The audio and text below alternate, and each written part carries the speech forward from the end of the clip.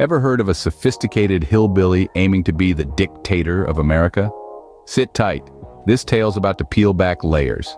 Picture this: a crisp Idaho morning, a potato sack, and a newborn baby boy named Richard Tator.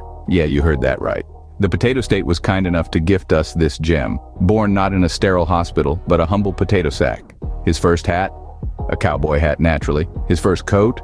A rugged Carhartt, of course.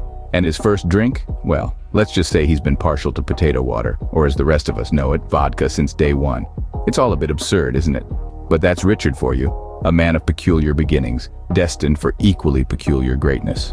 So, born in a potato sack, christened with vodka, and destined to be a dictator, our hero Richard embarked on his life journey. Uneducated yet not ignorant, Richard Tator began his journey, speaking in a southern accent as rich as his potato roots. This man, born in an Idaho potato sack, had a profound understanding of equality, as if it had been etched into the soil he was born from. He believed that we were all created equal, but with a twist, equally flawed, equally human, equally shitty.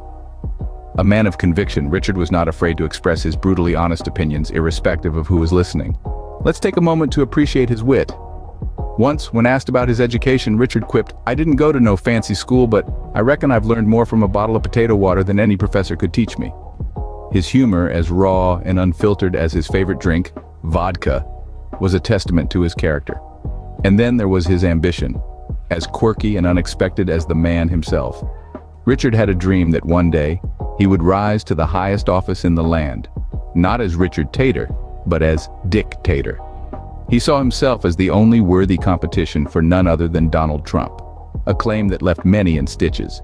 But Richard was as serious as a drought in summer. Richard, the sophisticated hillbilly, was ready to take on America, one potato at a time.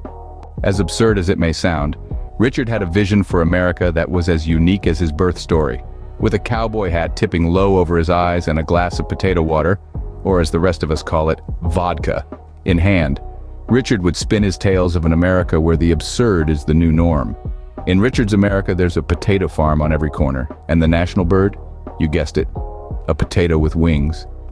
He dreams of a world where the White House isn't white at all, but a magnificent shade of potato brown.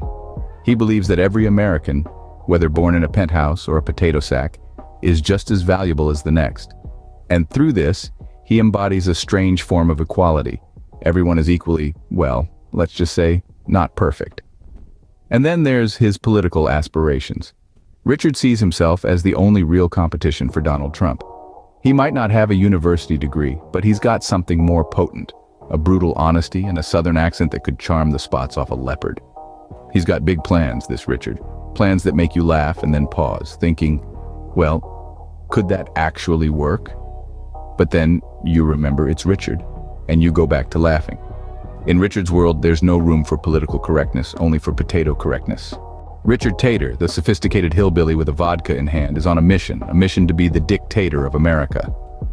Born in a potato sack in the heartland of Idaho, Richard is anything but ordinary. His cowboy hat and Carhartt coat are as much a part of him as his unshakable conviction and his unique vision for America. This uneducated man, with a southern accent as thick as molasses, is on a journey to challenge the status quo. His weapon of choice?